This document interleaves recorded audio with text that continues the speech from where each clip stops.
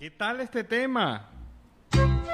Y nos dieron las 10 con Juanes, nada más y nada menos. Increíble interpretación. Sí, y fíjate que Juanes no pierde en esta interpretación su ritmo rockero, ¿no?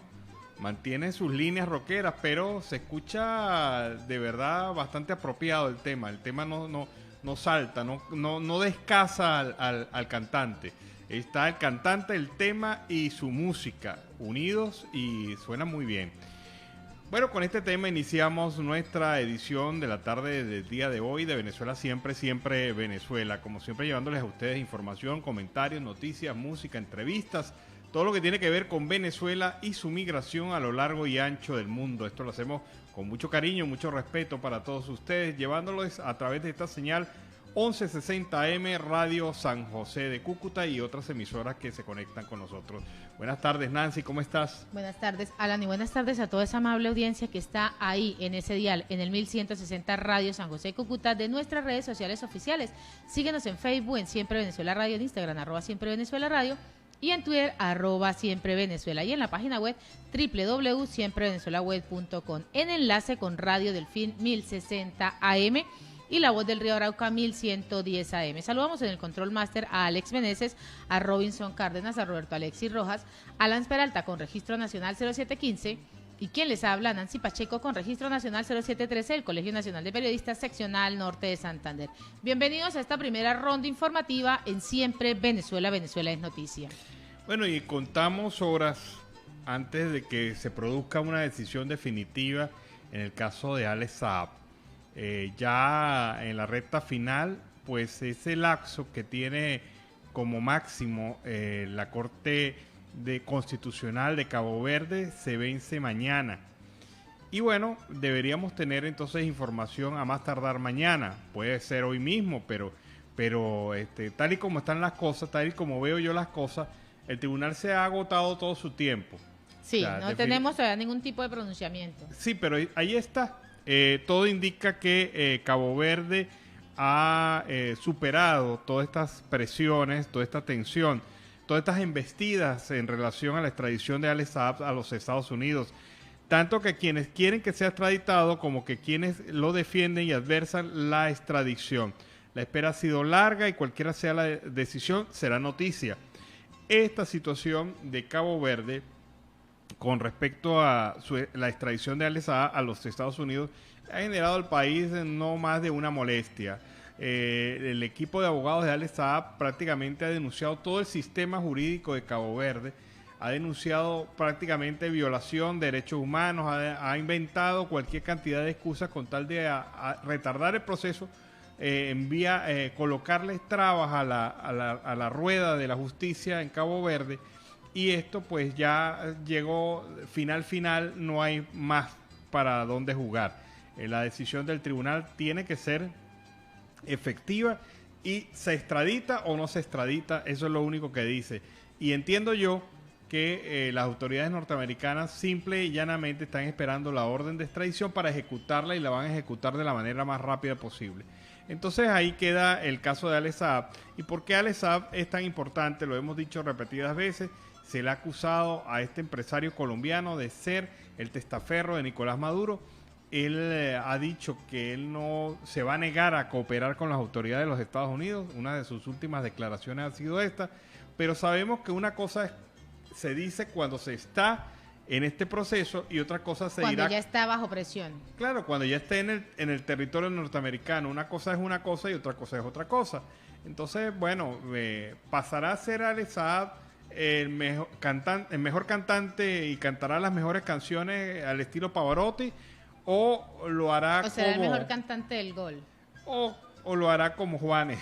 O sea, a ritmo de rock, uno no sabe, pero de qué va a hablar o a ritmo de vallenato. O a ritmo de vallenato para recordar su Barranquilla querida. Pero en todo caso hay que estar pendiente. En las próximas horas habrá un anuncio sobre este tema y seguramente va a ser nuestra noticia de primera línea mañana con todos sus comentarios. Y en otro orden informativo, Cabello asegura que la negociación que se viene presentando en México es una rendición de Juan Guaidó.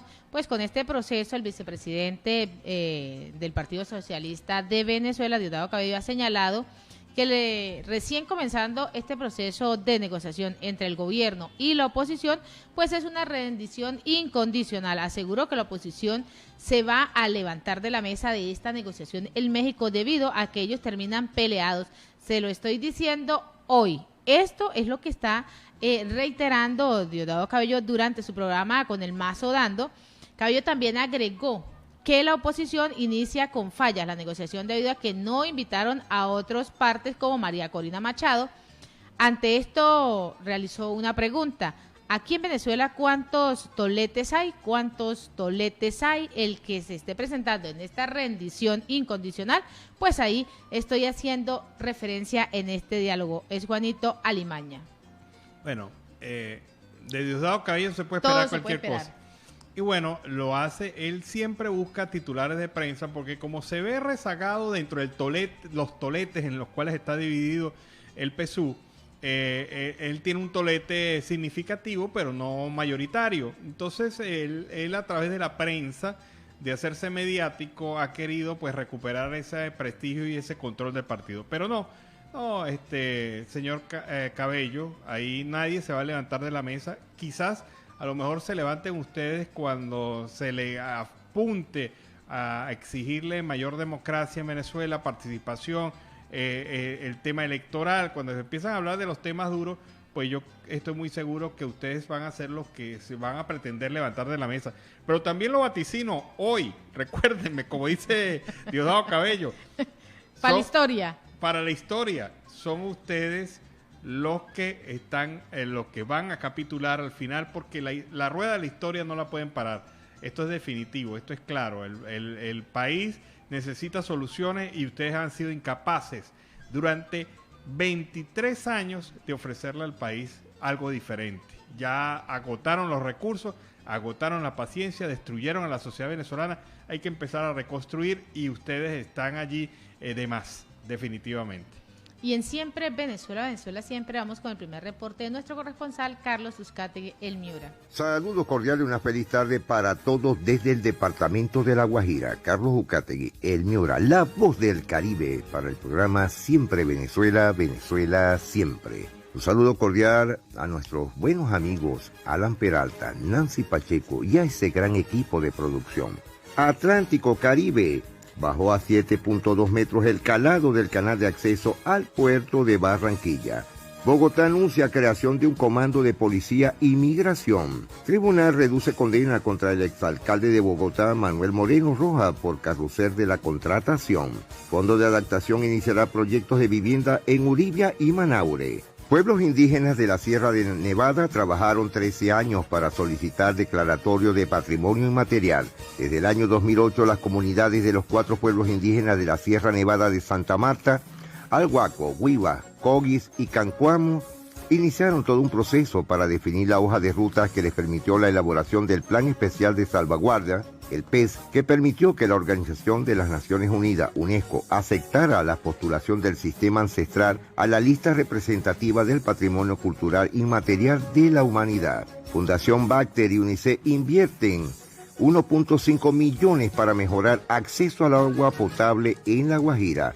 Socializan avances del proyecto de modernización de cámaras de seguridad en Maicao, frontera colombo-venezolana.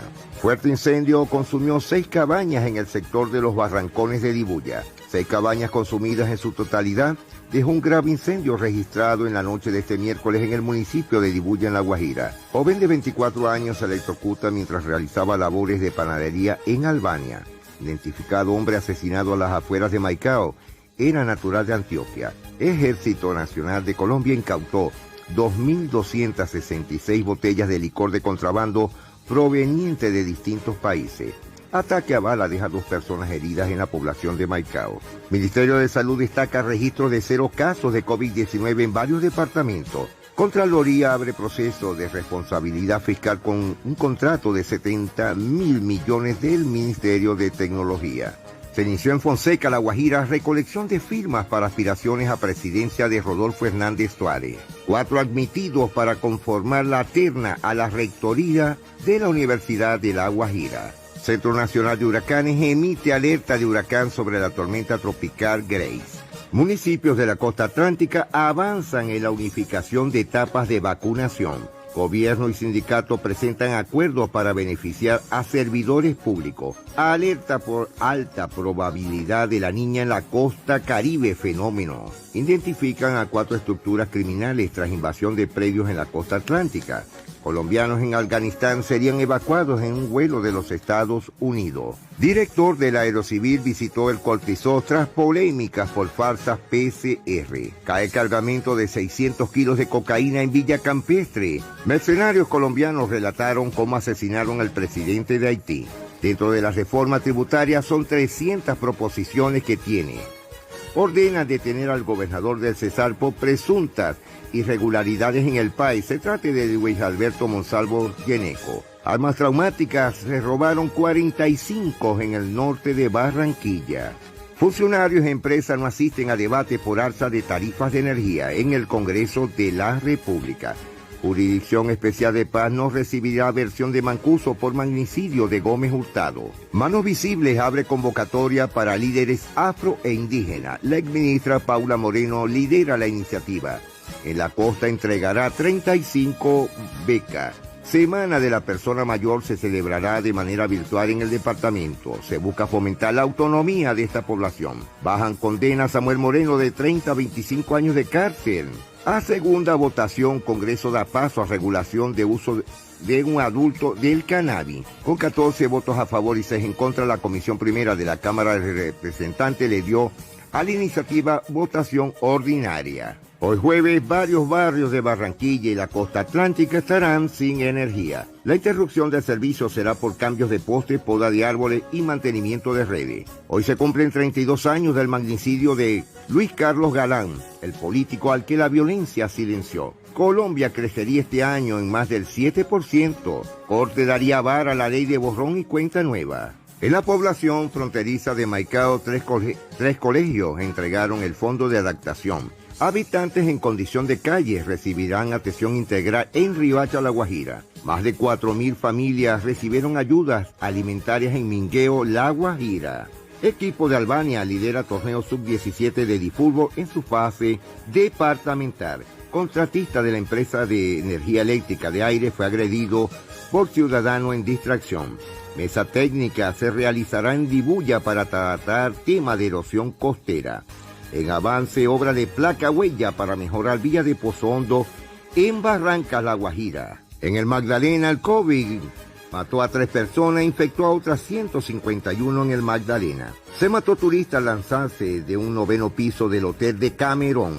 Policía salvó a 2 mujeres de morir ahogadas en Puerto Mosquito. Restablecen obras en tramo de la Avenida del Río en Santa Marta. Pago previo por vacunas COVID a las IPS aumentará de 50 a 80% por las dosis aplicadas. Gobierno identificó a 41.000 falsas víctimas del conflicto armado que iban a reclamar indemnizaciones. A la espera de publicación de actas de la FEC, dólar abrió a 3.875 en promedio. Empleadores que vincularon jóvenes podrán postularse a incentivos hasta mañana. Alcaldesa Birna Johnson exige mayores resultados frente a los temas de seguridad en Santa Marta.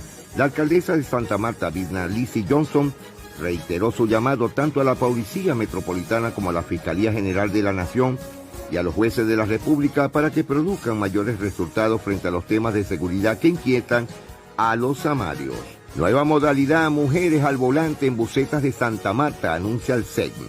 Según lo informado por Diego López, gerente del Sistema Estratégico de Transporte Público, el SEC, manifestó que la ciudad de Santa Marta será una de las pioneras en el país en manejar un lenguaje incluyente en las unidades de servicio de conductores en las busetas. Sería por primera vez y en la costa Caribe. 105 familias de Salamina recibieron asistencia humanitaria. Exitosa jornada de atención integral a cuidadores y personas con discapacidad en la costa Caribe. Entre la pandemia y crisis económica llevó al cierre de 329 tiendas en toda la costa atlántica, La Guajira y el Cesar.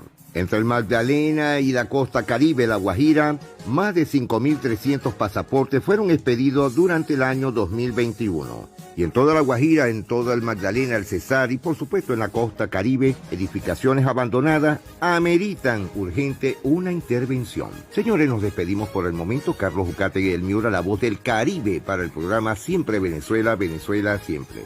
Retornando a los estudios. Reporte de Carlos Ucategui, el Miura, desde La Guajira, Colombo, venezolana. Seguimos con más información. El continuismo pues se afianza en el seno del chavismo. Pues el chavismo ha apostado por el continuismo en las regiones donde se cuecen nuevos liderazgos y pues es escogido como candidato para las elecciones del 21 de noviembre a los mismos gobernadores que rigen los destinos de unos venezolanos y que el cansancio pues cada vez es más latente. Una muestra de la difícil renovación de sus cabezas es más visible, pese a que todavía no se conoce a los candidatos de todas las regiones, pues en los estados con resultados más ajustados el proceso pues se alarga. Al menos 8 regiones de los aspirantes a gobernadores serán los mismos actuales chavistas.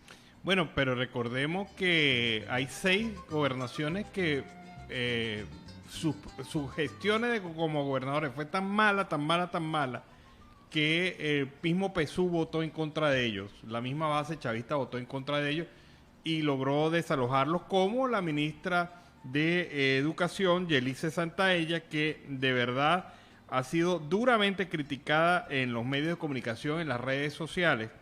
Y traigo uno de los testimonios, es de Javier Vivas Santana, docente venezolano, quien fue preso político del chavismo, y desde su línea de web, de su línea tweet, él ha manifestado que como docente rechaza categóricamente la designación de Yelisa Santaella en funciones de ministra de Educación. Es la misma, fíjate cómo van saliendo las cosas, es la misma que dijo que los educadores tenían que ser creativos, conformarse con los $3 mensuales de salario e irse a vender plátanos si quería incrementar sus posibilidades de ingreso. Esto es lo que dijo Yelice Santaella en un acto público allá en el estado Monaga, y esto es lo que tiene, como dicen aquí en Colombia, ardido a todos los docentes. ¿Cómo es posible que esta persona sea la ministra de Educación? Las credenciales que ella tiene no llegan a cubrir credenciales de cualquier otro venezolano docente que ha sido preparado en diversas universidades del país. Tienen, por lo mínimo, dice Javier Vivas Santana, debería tener algunas credenciales, entre ellas una maestría o un doctorado de alto nivel, como el que yo tengo, dice él. En pocas palabras, una ministra que está muy desacreditada políticamente, derrotada en su país, en su partido, en su estado, y también apoyada por los planes de cárcel y señalada por los diversos sectores del término de educación por haber sido la autora de esta frase tan ignominiosa como mandar a vender plátanos a los docentes venezolanos. Bueno, esas credenciales sería que se la dieron los planes en medio del trabajo que ha venido realizando. Bueno, porque es lamentable la situación como califica a los docentes y se postula, pues bueno, no se postula, eso creo que fue a dedocracia para estar en ese puesto, lamentablemente. Un premio consolación por haber perdido la gobernación. Lamentablemente, estar en una secretaría, estar en una administración donde no se tienen las capacidades, donde no se ha trabajado en absoluto para la educación, y más en este momento donde la crisis educativa aumenta cada día más, las instituciones están acabadas. El gobierno venezolano no está dando ningún tipo de garantías, pero ahora le toca a ella, con esa frasecita con la que envió a los docentes, ¿será que ella se va a ajustar a esa frase, específicamente ella? Bueno, vamos a ver algunos tratando de vender plátanos después de este proceso. Y en Siempre Venezuela, Venezuela Siempre, vamos a una pausa comercial y musical, ya regresamos. Bueno, la suerte está echada, lo dice Diomedes Díaz, la suerte está echada para Alex Saab, o sea... ya no hay más. Ya no hay marcha atrás. Ya no hay marcha atrás. Mañana seguramente será la decisión. En las próximas horas, vamos a colocar un lapso de las próximas horas definitivamente sobre este tema. No quiero dejar pasar que hoy es el Día Mundial del Fotógrafo. Así que a todos los amigos fotógrafos de Colombia, de Venezuela, de todas las partes del mundo donde escuchen este programa, Venezuela siempre, siempre Venezuela, todos los fotógrafos venezolanos, amigos fotógrafos venezolanos que están también como migrantes en varias partes del mundo, felicitaciones. Hoy es el Día Mundial del Fotógrafo y esta festividad pues nace de que en el año 1839, oíganse bien la fecha, 1839, el fotógrafo francés Louis Daguerre patentó la primera cámara fotográfica. Así que ahí está, se llamaba daguerrotipo, esa cámara fotográfica. Así que hoy para todos ustedes muchísimas felicitaciones en este Día Mundial del Fotógrafo. Bueno, y en otro orden informativo, Alan y audiencia, hemos hablado acerca de esa negociación que se está llevando en México entre el gobierno de Nicolás Maduro y la oposición. El gobierno de Nicolás Maduro, en alguno de sus alocuciones, mencionó que llevaba 7 puntos específicos, pero solo habló de 4, pero no dijo cuáles eran. Maduro pide que en estas negociaciones se entre la devolución de la empresa Monómeros. Presidente Nicolás Maduro ha encabezado una jornada de trabajo el día de hoy donde presenta los resultados de esas mesas técnicas del Consejo Superior de Economía, donde ha aseverado que desde su administración en unidad con los sectores productivos, pues estamos buscando unas soluciones apropiadas en este momento en el que se está viviendo el sector productivo de la nación. Tenemos muchas cosas que mejorar, pero estamos en el camino correcto. La Venezuela de verdad es la que produce, la que sueña con prosperidad. Esto lo ha reiterado. Sostuvo también que entre esos objetivos principales del Consejo Nacional de Economía está identificar los problemas y buscar soluciones integrales. Hay que perseverar en el camino de la producción, tenemos que avanzar en la producción para que lleguemos a todos los venezolanos. Y ha precisado que en este caso de Monómeros, y lo ha precisado el día de hoy, donde solicita como punto de negociación entre la administración y la oposición un documento para que Monómeros regrese a su dueño y a esa empresa matriz que es Pequiven. Propongo que se haga un documento de todos los productores venezolanos para que Jorge Rodríguez lleve este punto fundamental a la mesa de diálogo de México, la firma con un documento para que Monómeros se le regrese a su dueño. Igualmente también ha reiterado que este documento se envía a México para que se le devuelva, para que aporte a la recuperación económica del país. ¿De quién es Monómeros? De Pequiven. ¿Cuál es su empresa matriz? PDVSA, y así regrese y contribuya con la recuperación económica integral de Venezuela. Bueno, pero Maduro no aclara dos cosas. ¿Por qué después de haber tenido más de 20 años a Monómeros de Venezuela bajo su mando, el chavismo no logró nada con la empresa y prácticamente la condujo a la quiebra? ¿Por qué el chavismo, habiendo manejado Citgo tantos años, más de 20 años, él casi la comprometió de tal manera financieramente que la empresa está a punto de ser liquidada y entregada como parte de pago de bonos de la deuda pública que ustedes, los chavistas, emitieron irresponsablemente, comprometiendo el patrimonio de la República de Venezuela? ¿Dónde está allí la recuperación económica del país? ¿Dónde está allí el beneficio para el país? En una empresa PDVSA que está quebrada y que iría entonces quebrada a administrar a una empresa que se ha rescatado gracias a la administración Guaidó, igual que Citgo, entre otras empresas, porque son varias las empresas que están en el mundo bajo el mando de la administración de Juan Guaidó. Entonces,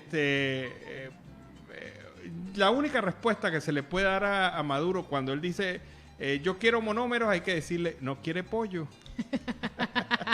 Acuérdense. Ay, pero usted cómo le va a decir eso, ya viene Navidad a partir de octubre y va a empezar a pedir los perniles, no quiere pollito. No, pero ya vamos a ver a Maduro, ya está a punto de empezar el ciclo, el ciclo pierna pernil. El ciclo pierna pernil, en donde empieza a anunciar y a decir que van a entregar perniles a todos los venezolanos, que las cajas de CLA vienen repotenciadas, que van a reentregar juguetes para los niños venezolanos y que habrá un bono especial navideño para los venezolanos en bolívares. Obviamente, como ha repetido y reciclado tanto la misma mentira, habrá que ver quién le cree este año. Y en Siempre Venezuela, Venezuela siempre, vamos con el segundo reporte de nuestro corresponsal Carlos Uzcategui, el Miura. Saludos cordiales, una feliz tarde para todos desde el departamento de La Guajira. Carlos Uzcategui, el Miura, la voz del Caribe, para el programa Siempre Venezuela, Venezuela siempre. Ya con las últimas noticias a esta hora en la costa Caribe, el Atlántico, el Cesar, el Magdalena y La Guajira. Saludos Alan, saludos Nancy. Gremios preocupados por situación del puerto de Barranquilla. Ultimátum a contratista para reiniciar el dragado. Cocaína incautada en Villa Campestre sería del Clan del Golfo. La Armada Nacional informó que no hubo personas capturadas en este operativo. Ramón Jesurún confirma que el partido Colombia-Chile tendrá aforo del 50%. El presidente de la Federación Colombiana de Fútbol confirmó que se podría contar con 23.500 personas en el Estadio Metropolitano. Extraditan a miembros del ELN que atentaron contra la escuela de cadete. Alerta de nuevo por alta probabilidad de la niña en la costa Caribe. Comité del Paro convoca nuevas marchas para el 26 de agosto. Se cayó el terraplén y suspenden operación del ferry en Salamina. ICETEC realiza feria de información y servicios para jóvenes de la costa atlántica. Iván Duque Márquez exalta a Anthony Zambrano y a los otros medallistas olímpicos. Actriz Marta Liliana Ruiz fue operada de cáncer de boca. Sigue generando polémica la creación del Comando de Policía e Inmigración de Bogotá. La alcaldesa Claudia López rechazó el no del gobierno a la iniciativa. Defensoría secunda al Ejecutivo. Presidente Iván Duque hará visita de Estado de 3 días a Corea del Sur. Campañas para prevenir incidentes con artefactos explosivos en Colombia. La atleta Valentina Barrio Costeña es la quinta en lanzamiento de bajalina en mundiales. William Tecillo anota en triunfo de León sobre la Chiva. Con arte se le da un nuevo significado al río Magdalena. Empresas del Caribe otorgan bonos de conversión a gas vehicular para flotas corporativas. Las empresas Promigas, Ecopetrol, Surtigas, Gases de Occidente, Banti, EPM, Gases del Caribe y Eficaz acordaron entregar bonos de descuento a los clientes de la costa Caribe, La Guajira, el Cesar y el Magdalena. Endupar decreta 1.500 embargos semanales a deudores morosos en Valledupar. Invertirán $11.000 del Banco Interamericano de Desarrollo para la conectividad satelital de los indígenas alhuacos en la Sierra Nevada del Magdalena. Corte daría vara a la ley de borrón y cuenta nuevo. El futbolista Duván Zapata se lesionó y no estará con la selección Colombia en las eliminatorias.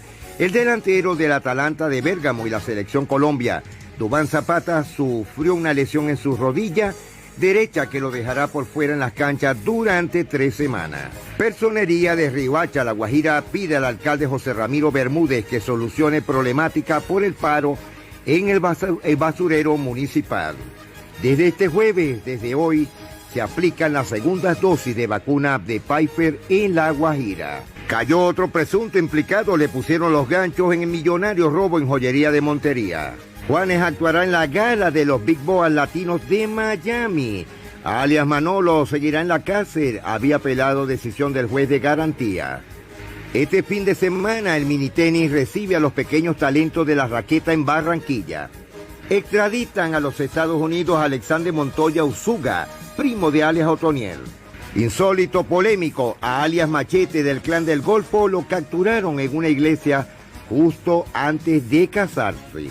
Oído esta noticia, la inseguridad en Colombia no nació con los migrantes, lo dice el director de Migración Colombia. Con merecido homenaje, Cámara de Representantes saltó la vida y la obra musical de Fruco y sus Tesos. Kiko Cadavar de España es el invitado en la narratón Cuentos al Viento.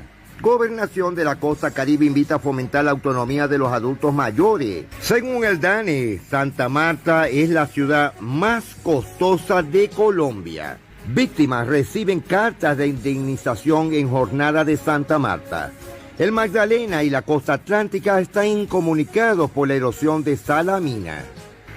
Hoy jueves se aplicaron en toda Colombia 270.322 vacunas contra el COVID. Autoridades analizan la frontera tras 6 años del cierre.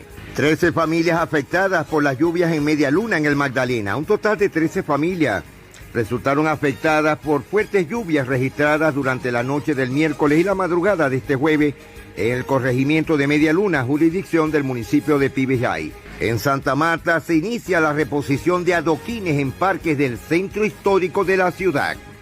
Departamento Bolívar, Costa Caribe. Llegó a Cartagena de India comisión del Ministerio de Salud para atender casos de dengue. La comisión estará en la ciudad hasta el viernes 20 de agosto y durante estos días se reunirán con personal del DADIS y visitarán algunos sectores e IPS de la ciudad. También en Cartagena de India, este viernes habrá una jornada masiva de vacunación para deportistas en Cartagena. Se tiene prevista la aplicación de 650 primeras dosis. Naves abandonadas en la bahía de Cartagena eran moteles flotantes. Preocupante e indignante.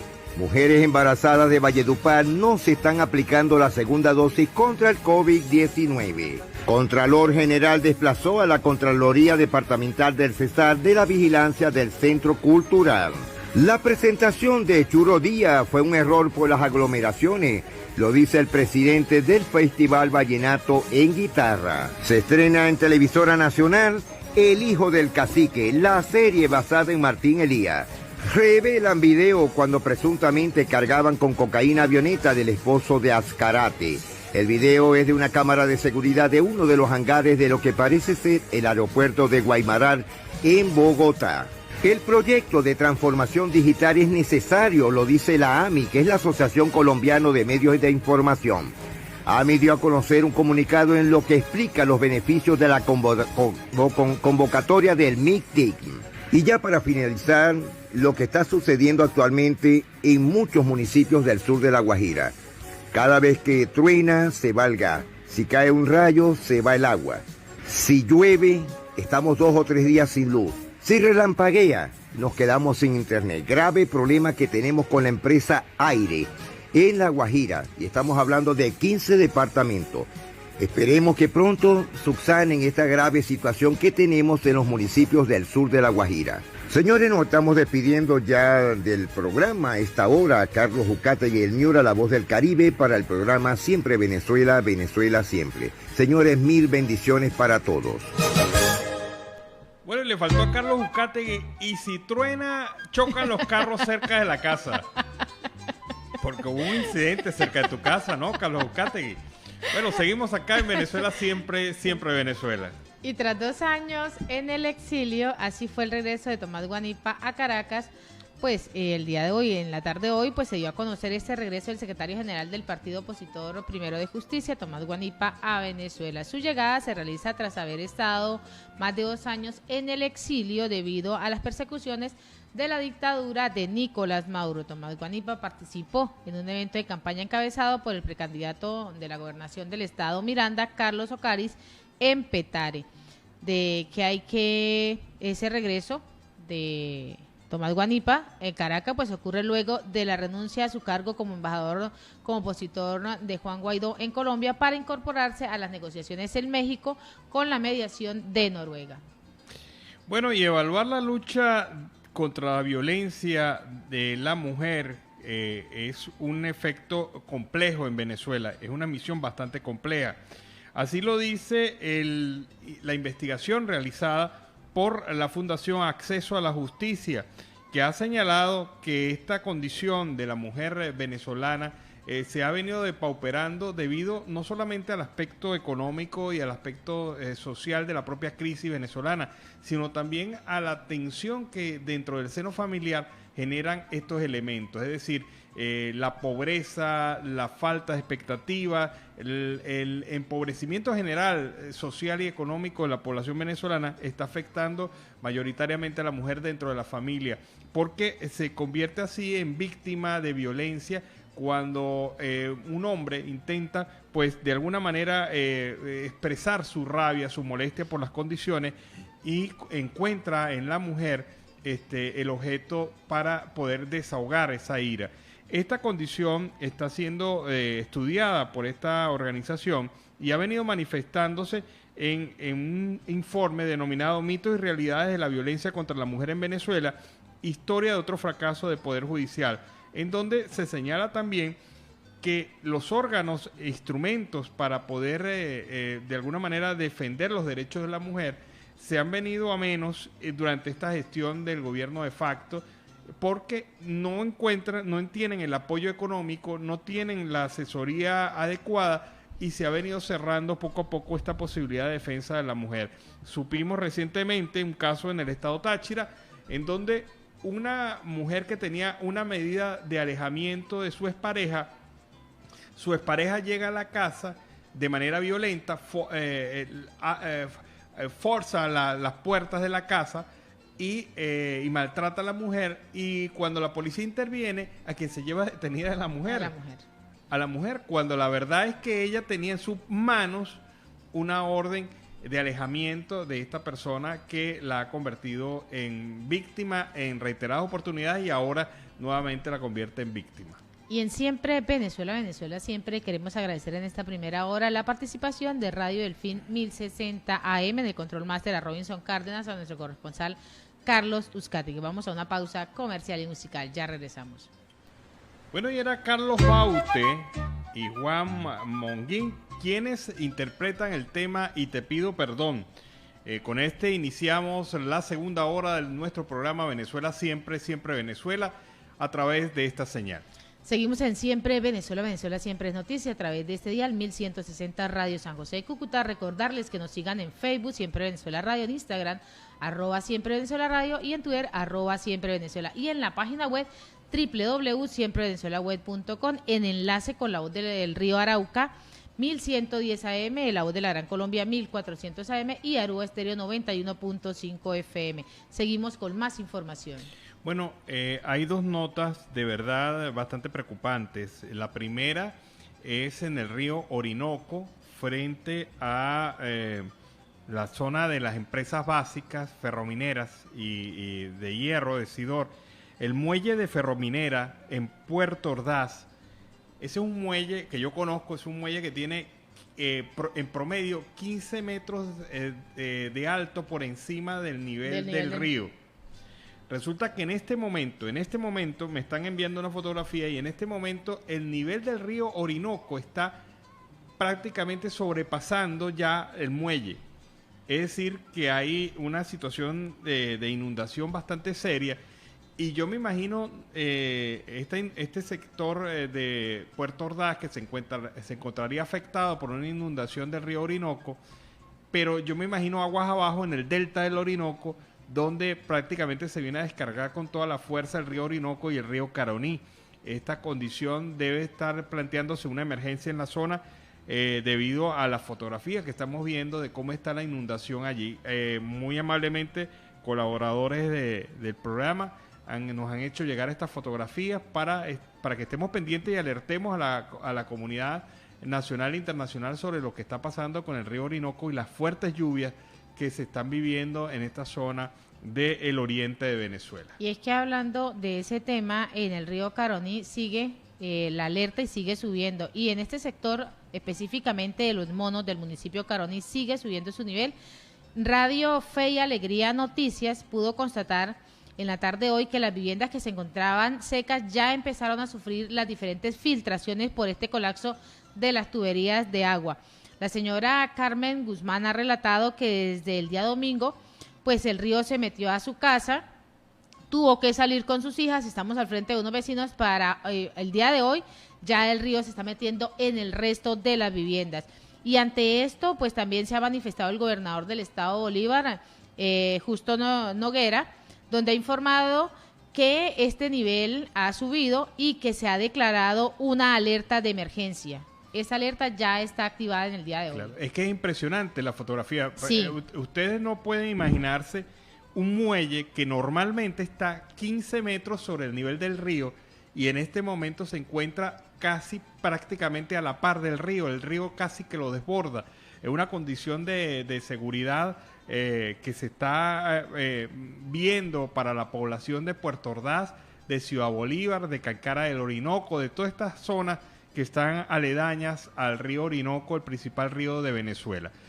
Ahondando un poco, y hablando ya de otro tema, ahondando un poco en el informe que les comentaba sobre la violencia contra la mujer, las cifras son impresionantes. Miren esto, entre abril y agosto del año pasado, cuando estaba arrancando prácticamente el tema de la pandemia, se produjeron 104 feminicidios en Venezuela. Esto es 20% superior a lo que ocurrió en el año anterior, en el año 2019.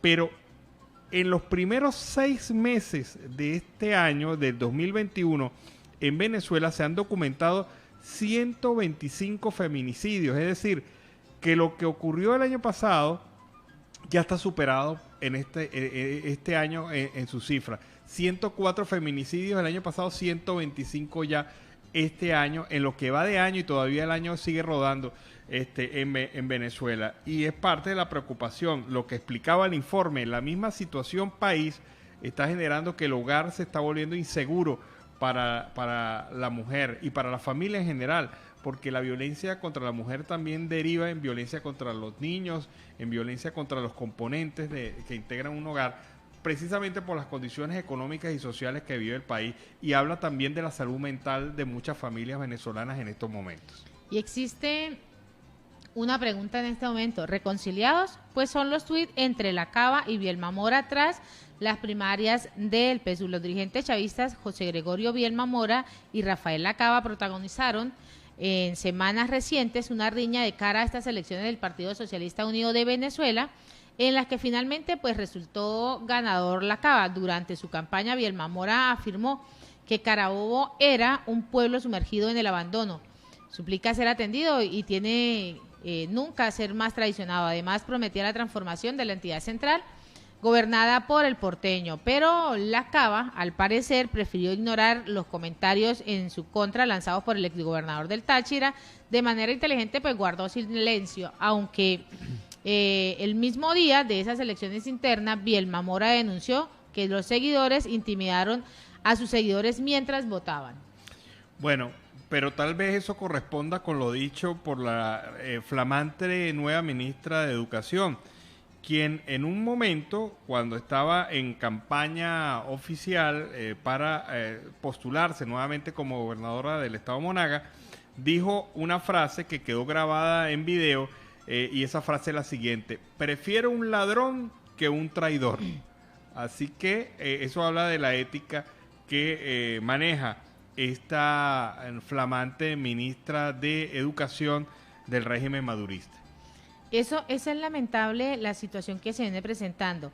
Alan, pero creo que tenemos un material en video donde en la tarde de hoy Johnny Porras, director de comunicaciones de Utravenco, califica como altamente preocupante las declaraciones de la alcaldesa de Bogotá, Claudia López, vinculando a la delincuencia con la migración. Vamos a escucharlo y a verlo quienes están a través de las redes. Buenos días, mi nombre es Johnny Porras, director de comunicaciones de Utravenco. En cuanto a lo que ha dicho la alcaldesa este jueves, pues nos genera preocupación, ya que cada vez que la alcaldesa se refiere a los venezolanos en cuanto al tema de seguridad, se disparan los índices de xenofobia, y no es porque mienta en cuanto a tal vez la realidad de seguridad social en la ciudad de Bogotá, sino en la forma como se expresa de los ciudadanos migrantes. Esto ya ha recibido diferentes llamados y alertas por parte de diferentes organizaciones de derechos humanos, porque hay protocolos internacionales en el manejo de estos temas y sencillamente la alcaldesa los ha violado, generando o empujando la xenofobia. No solamente la inseguridad la empujan los migrantes venezolanos, la inseguridad es un tema que se debe atacar de forma integral y global por parte del Estado. Y en cuanto al registro biométrico, en cuanto a la identificación, ha sido una de nuestras mayores preocupaciones como migrantes. En esto hemos venido insistiendo y buscando la forma de cooperar también con el Estado para que este registro se dé de una manera completa y también integral. Actualmente hay un proceso que se viene dando desde el Estado, desde el gobierno nacional, que también ha venido presentando diversas fallas, ha sido muy lento, ha dificultado el proceso de registro para las personas que no tienen un dispositivo de alta gama. También muchas horas del día y durante largas semanas el programa o el sistema falló, que impedía que las personas pudieran subir sus documentos o terminar el registro, y esto hace que hoy las citas para el registro biométrico estén dándose para el año próximo. O sea, es un proceso que se ha hecho muy tardío, y la razón de identificarnos nos mueve a ambos, a nosotros, para poder acceder a todos los servicios, a poder pues desarrollarnos completamente en Colombia desde lo productivo, y también entendemos que para el Estado es importante identificarnos, saber quiénes somos, dónde estamos. Todo ese proceso no es cuestionable. Lo que sí, volvemos nuevamente a levantar la voz, a solicitar respetuosamente a la señora alcaldesa que revise la forma del manejo de su lenguaje. Se puede decir la verdad, no es necesario mentir o no es necesario maquillar la realidad, pero sencillamente hay formas correctas de expresarse, hay formas correctas de referirse a una realidad social. Bueno, y esa es la opinión de todos los venezolanos que nos sentimos de alguna manera preocupados por las declaraciones de la alcaldesa. Es que ha sido un proceso permanente. Cada vez que la alcaldesa dice algo referido a la delincuencia, lo vincula a la migración venezolana, y lo hace de una manera muy directa, y esto genera una elevación de los índices de xenofobia dentro de la ciudad de Bogotá y el resto de Colombia, porque el impacto de lo que ocurre en Bogotá también se traslada a ciudades como Cali, como Medellín, y esto es lo que nos va a decir el barómetro de la xenofobia seguramente en su próximo informe. Pero ocurre entonces que tenemos una circunstancia en donde una alcaldesa no tiene el cuidado de saber decir las cosas. A lo mejor ella quiso decir otra cosa, pero eso se ha malinterpretado y ha servido como gasolina para el discurso xenófobo cada vez que ella hace este tipo de vinculación. Es que, a Claudia López se le volvió costumbre. Sí. Se le volvió costumbre realizar ese tipo de declaraciones, y 3-4 días después sale a pedir una excusa porque las mismas redes le hacen llevar a ese punto, pero es que se le volvió costumbre. Claro. Lamentablemente es así. Y en esta oportunidad ha tenido el rechazo casi unánime de todos los partidos y todas las organizaciones vinculadas al tema político en Bogotá. Casi todas las organizaciones, no he visto ninguna manifestación de apoyo a la alcaldesa en materia de organizaciones o de personalidades destacadas de la ciudad de Bogotá.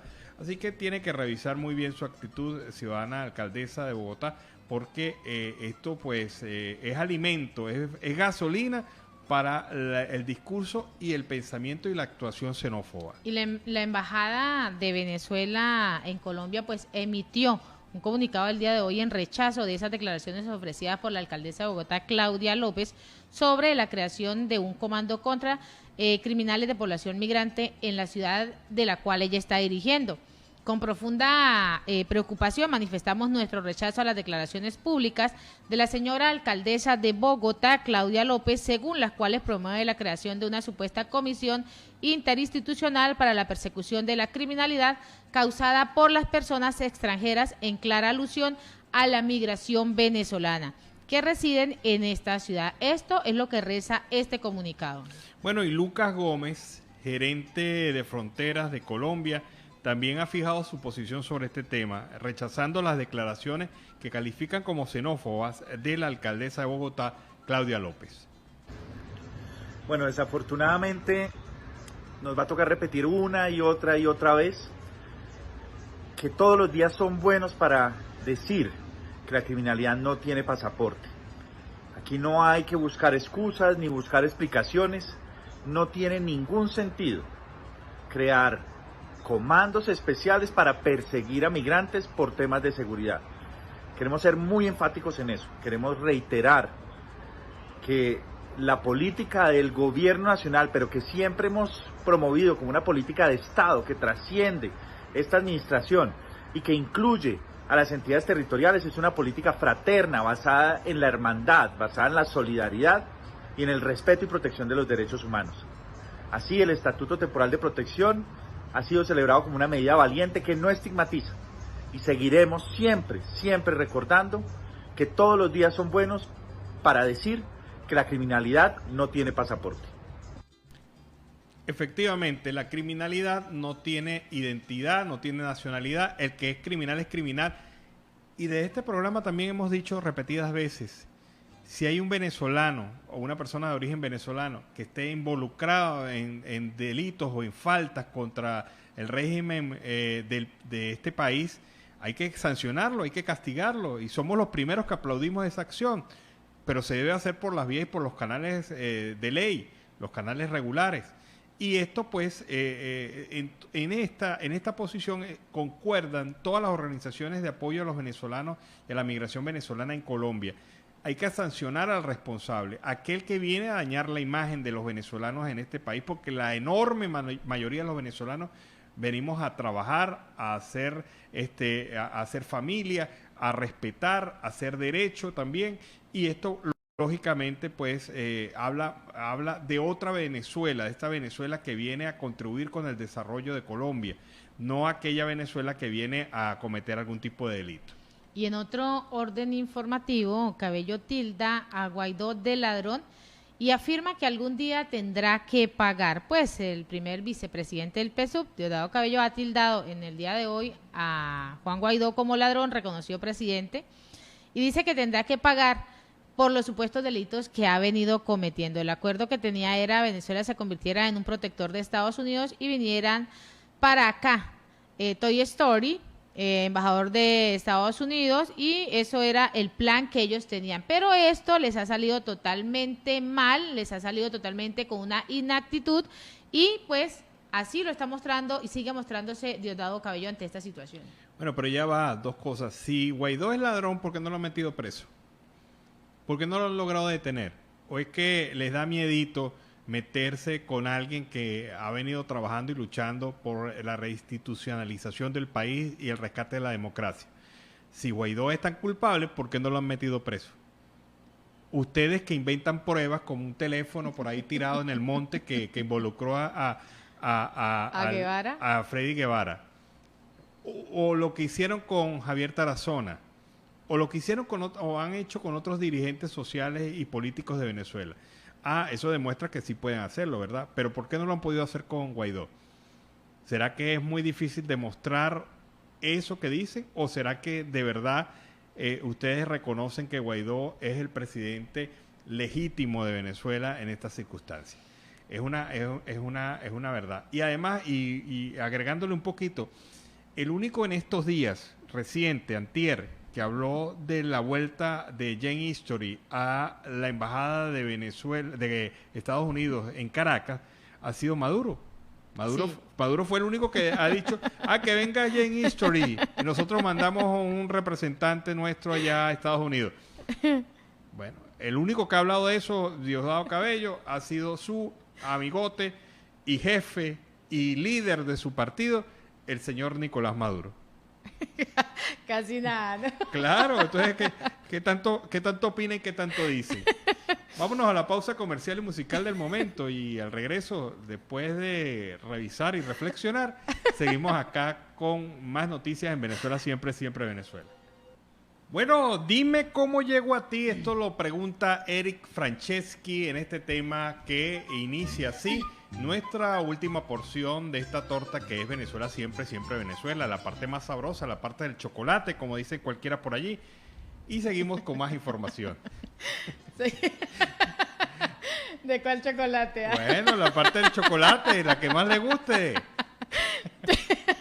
Seguimos en Siempre Venezuela, Venezuela es noticia, a través de este dial, el 1160 Radio San José de Cúcuta, de nuestras redes sociales oficiales en Facebook, Instagram y Twitter, y en la página web siemprevenezuelaweb.com, www.siemprevenezuelaweb.com, y en los enlaces que tenemos con las diferentes emisoras. Miranda no está preparada para candidaturas de capricho, pues el dirigente de Primero Justicia, Carlos Ocariz, encabezado un acto del día de hoy en el municipio de Sucre, donde en compañía de Andrés Escotet, candidato a la alcaldía de dicha jurisdicción, y factores de la Unidad Democrática como Nuevo Tiempo, COPE y Voluntad Popular, entre otros, hizo importantes anuncios a los mirandinos. Hoy, desde nuestro amado Petare, queremos decirle a los mirandinos que pueden estar tranquilos, que la lucha por cambiar la realidad de nuestro estado la daremos el 21 municipios de esta entidad. A quienes buscan dividir, les decimos, tiene una oportunidad de oro para respetar lo que la unidad acuerde. Ahí veremos si realmente están en el carril, si de verdad quieren el progreso de nuestro pueblo o si son simplemente un instrumento del gobierno para dividir y confundir. Bueno, es que esto se está complicando un poco. El regreso de Tomás Guanipa a Venezuela indica que Guanipa pudiese aspirar, ¿por qué no?, otra vez a la gobernación del Zulia. Sí. O sea, habría que ver si esto se enreda un poco, porque están volviendo aquellos que no estaban y aquellos que figuran también. Debemos reconocer que en este tema pues habrá que ver cómo evolucionan las candidaturas en diferentes estados por parte de la oposición. Bueno, lo que sí no evolucionó, y es de manera lamentable, es lo que ocurrió y lo que está ocurriendo actualmente con el Consejo Nacional de Universidades. El martes pasado lo denuncia el rector Mario Bonucci, el rector de la Universidad de los Andes, usando la fuerza de los votos, con 10 votos salvados, aprobaron una normativa de educación multimodal. Hasta ahora, hasta el día de hoy, el secretariado permanente del CNU no ha entregado la versión que se aprobó, es decir, las universidades, los rectores de las universidades, que vieron cómo se aprobó una versión del reglamento de educación multimodal, esta que permite que se den ya regularmente y formalmente las clases a distancia en las universidades de Venezuela. No ha visto ni siquiera ese reglamento. No se le presentó nunca a los rectores. Los rectores desconocen qué se votó, qué se aprobó. Y más allá de eso, lo importante es que los rectores están esperando este documento para analizar la posibilidad de demandar ante el Tribunal Supremo de Justicia en Venezuela la irregularidad de este proceso, porque se hizo a espaldas de los propios rectores de las universidades. Dice Mario Bonucci que la ULA salvó su voto junto con otras universidades de Venezuela, pero como escribimos en el voto salvado, dice Bonucci, y además, como redactamos un recurso de nulidad ante el Tribunal Supremo de Justicia, perdón, si no conocemos lo que se aprobó, ¿cómo podemos demandar? Y esta es la circunstancia que realmente explica la situación del sistema educativo nacional y especialmente el sector de la educación superior en Venezuela. O sea, a la mera marcha implementaron un reglamento que no conocían las universidades. A la mera marcha impusieron una votación para ganar ese reglamento, y a la mera marcha, 3 días después, de haberse realizado este proceso, las universidades, los rectores de las universidades no saben qué se aprobó allí, ni cómo es este sistema de educación multimodal. Se enteran que existe un proceso, pero no cuál es ese proceso. No, porque ningún rector de las universidades autónomas en Venezuela recibió el documento referido al reglamento que aprobó el CNU oficialista del progobierno. Y en otro orden, ejecutivos de Carabobo promueven una campaña. Privatizar es parte de la solución. Pues representantes de la Asociación de Ejecutivos del Estado Carabobo consideran urgente la privatización de las empresas del Estado, las cuales aseguraron trabajan ocasionando pérdidas y generan altos desequilibrios económicos en el país. Esta y otras consideraciones pues fueron emitidas por el grupo empresarial mediante un documento que ha venido circulando a través de la red WhatsApp. El presidente de la Asociación de Ejecutivos, el economista Marco Federico, señaló que el referido texto con la campaña Privatizar es parte de la solución, que se inició desde el pasado mes de julio, busca una solución a esta crisis económica que se está viviendo en Venezuela y que se caracteriza por una continua hiperinflación y la reiterada devaluación de todo tipo de cambio. Bueno, y en nuestra página web, siemprevenezuelaweb.com, hay una opción interesante que leer. Se trata de un trabajo realizado por nuestros compañeros en producción, denominado Para la dictadura los guayú no tienen derecho. Desde la llegada del chavismo al poder, todos los grupos indígenas fueron abandonados. En el caso de los guayú, estos no han recibido ni la más mínima atención ante la pandemia. Genocidio rojito, ha dicho nuestros colaboradores. Ahí está la pregunta. Revisen en nuestra página web, siemprevenezuelaweb.com, este y otros trabajos interesantes que prepara nuestro equipo de producción. Y coincidencialmente con esto, debemos señalarles un informe en donde se señala que más de 400 garimpeiros, es decir, mineros brasileños que están invadiendo el territorio venezolano, estos 400 garimperios mantienen sometidos a indígenas Sanema en Amazonas, según reportes hechos desde hace 3 años. Sumado a esto, la etnia afronta enfermedades como la malaria, la desnutrición, la tuberculosis y la contaminación con mercurio dada la minería ilegal en la zona. Esto lo denunció la organización KPKP, una ONG venezolana que se encarga de analizar y actualizar y apoyar a los indígenas venezolanos. Las organizaciones del Alto Caura y del Alto Ventuari, originarios del río Orinoco, han venido señalando ante un tribunal de la Jurisdicción Especial Indígena y en la Defensoría del Pueblo en Puerto Ayacucho, que es necesario la atención del Estado venezolano frente a esta situación. Estos 400 garimperios en territorio Sanema tienen 30 máquinas trabajando en minería ilegal en los ríos Metacuni, Guasiri y Padamo, en la frontera con Brasil, jurisdicción del municipio de Alto Orinoco del estado Amazonas. Las comunidades indígenas también han manifestado ante la Defensoría este genocidio cultural, pero hasta ahora no han recibido ninguna atención por parte del Estado venezolano, mientras en la frontera con Brasil, como en la frontera con Colombia, la soberanía se perdió en la línea. Y en Siempre Venezuela, Venezuela Siempre, vamos con el reporte de nuestro corresponsal Oliver Luyano, el amigo de todos. Siempre Venezuela, desde esta zona de frontera, desde Arauca, reporta para ustedes el amigo de todos, Oliver Luyano, guariqueño y de Saraza. Bueno, mis amigos, hacemos contacto desde acá, desde Arauca, para comentar un poco lo que hasta esta fecha ha transcurrido en esta ciudad llanera de Colombia. En primer orden destaca que el inspector de la policía abrió investigación por acciones de cuadrantes en Arauca y por las declaraciones de alias El Enano. Una intervención de un grupo de más de 40 funcionarios e investigadores a cargo del inspector general de la policía, mayor general Jorge Luis Ramírez Aragón, se inició y notificó de la investigación que se está realizando sobre las actuaciones en el departamento de policía a las distintas divisiones, incluso a los cuadrantes de las áreas más complejas de Arauca. Por otra parte, el ejército pide retractación al diputado Juan Cuenza por presunta difusión de información falsa.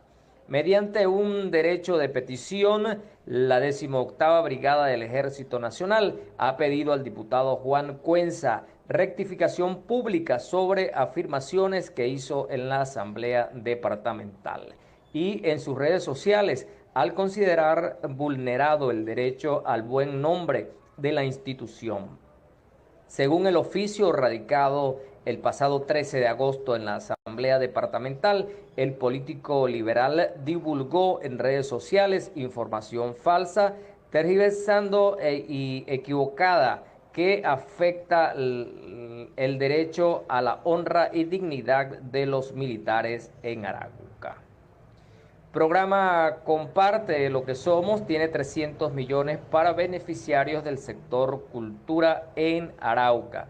Desde el pasado 2 de agosto, el Ministerio de Cultura abrió la convocatoria del programa Comparte lo que somos, que conforma la estrategia Cultura en Movimiento, con la cual el gobierno nacional, con el apoyo de las gobernaciones, le apuestan a la reactivación del sector cultural a través del apoyo a la circulación de las artes y la entrega de incentivos económicos para artistas, agrupaciones y jóvenes en todas las regiones del país. Avanza el proceso de modernización y digitalización con la instalación de medidores inteligentes por parte de Enelar. En cumplimiento a las resoluciones 40.072 del 2018 y 40.483 de 2019, expedidas por el Ministerio de Minas y Energía, donde se define como meta el año 2030 que mínimo el 75% de los usuarios conectados en el Sistema Interconectado Nacional deben tener implementada la infraestructura de medición avanzada. La empresa de energía de Arauca, Enelar, avanza en el proceso de pruebas pilotos, estudios previos y proyecciones del nuevo esquema para aplicar sobre esta nueva apuesta al desarrollo tecnológico del servicio con la instalación de medidores inteligentes. Por otra parte, autoridades alertan por alta probabilidad de que tengamos el fenómeno de la Niña. Por cierto, en esta zona del departamento de Arauca se han presentado precipitaciones que, bueno, cada vez que ocurren hay mucha preocupación en los habitantes de este territorio, ya que el río Arauca ha entrado en diferentes sectores donde hemos reportado inundaciones. La gente, cada vez que cae una lluvia, su preocupación, y ya que muchos de ellos tienen que tener sus enseres sobre madera, sobre bloques de cemento, o en salirse de sus casas, de sus habitaciones, para poder mantenerse a salvo.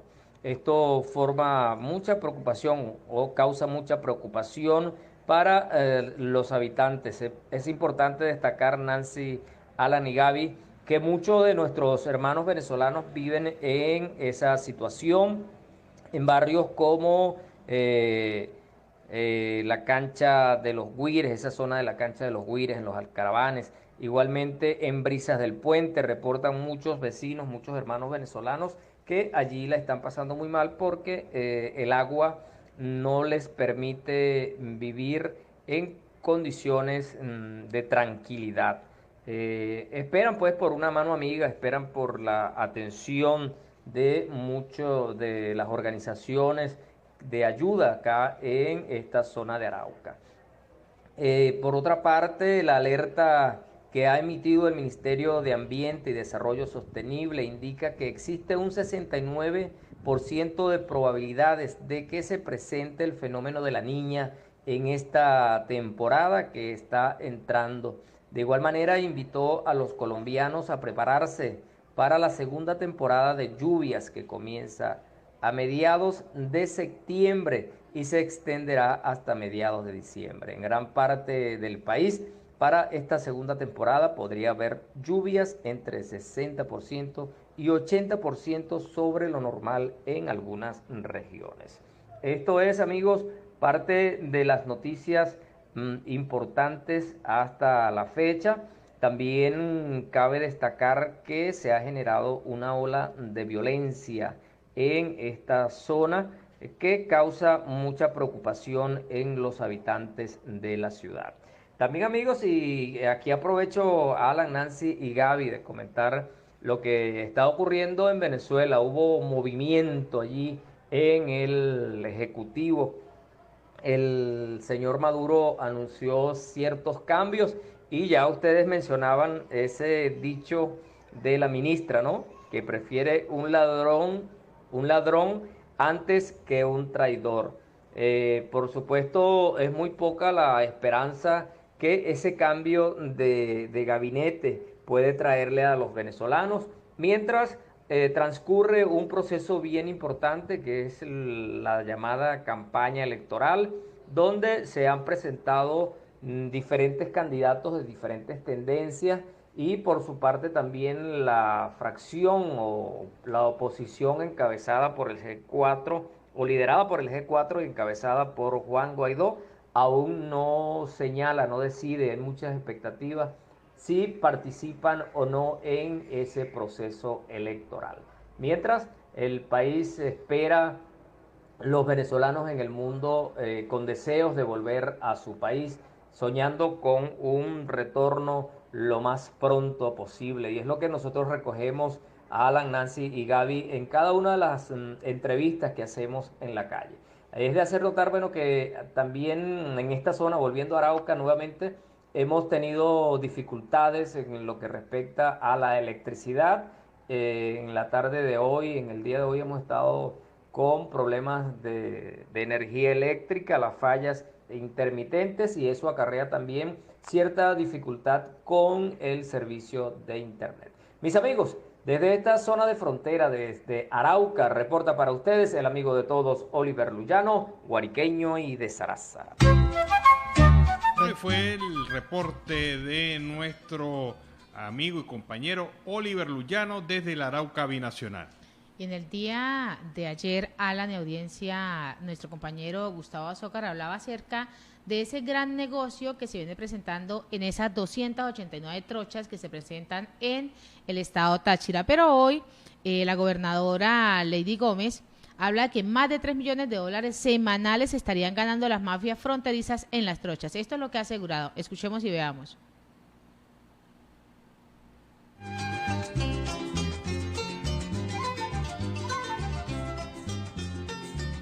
Bueno, seguimos con más información aquí en Venezuela Siempre, Siempre Venezuela, mientras corregimos este detalle técnico. Ahora sí, tenemos la información de la gobernadora del estado Táchira. Las utilidades de estas economías informales oscilan de manera semanal por el orden de los 3 millones de dólares semanales, lo cual genera que a través de las economías ilegales, forajidas, mercenarias que se generan por el cierre fronterizo en las más de 42 trochas activas, administradas, controladas y manejadas por el señor Freddy Bernal, este señor se está metiendo más de 12 millones de dólares mensuales. Es un negocio gordo, es un negocio redondo, es un negocio de mucho interés, y por eso el señor quiere hacer hasta lo imposible para convertirse en el gobernador del estado Táchira. Bueno, dura la denuncia acusando con nombre y apellido a Freddy Bernal como el administrador prácticamente de estos 12 millones de dólares mensuales producto del contrabando y producto del tránsito a través de las trochas en la frontera entre Colombia y Venezuela. Y ese era del dinerito que hablábamos ayer, ¿no? Sí, de ese pequeño dinerito. Ese pequeño monto. También la gobernadora del Táchira dijo que de esos 12 millones se le entregaron a algunos opositores $400,000 para financiar sus campañas, con el objetivo de dividir el voto de la oposición. Esa es la otra partecita que no está allí en este audio, pero allí está presente el dinero ilegal de ese paso fronterizo a través de las trochas. Y así con esta nota hemos llegado al final de una emisión más de Siempre Venezuela, Venezuela Siempre es Noticia, a través de este dial, el 1160 Radio San José Cúcuta, de nuestras redes sociales oficiales en Facebook, Instagram, Twitter, en nuestra página web www.siemprevenezuelaweb.com, en enlace con la voz del Río Arauca 1110 AM, la voz de la Gran Colombia 1400 AM y Aruba Estéreo 91.5 FM. Agradecemos en el Control Master a Alex Meneses, a Roberto Alexis Rojas y al señor Víctor Márquez Alans Peralta con Registro Nacional 0715, y quien les habló, Nancy Pacheco, con Registro Nacional 0713 del Colegio Nacional de Periodistas Seccional Norte de Santander. Hasta mañana. Hasta mañana, cuídense y descansen mucho.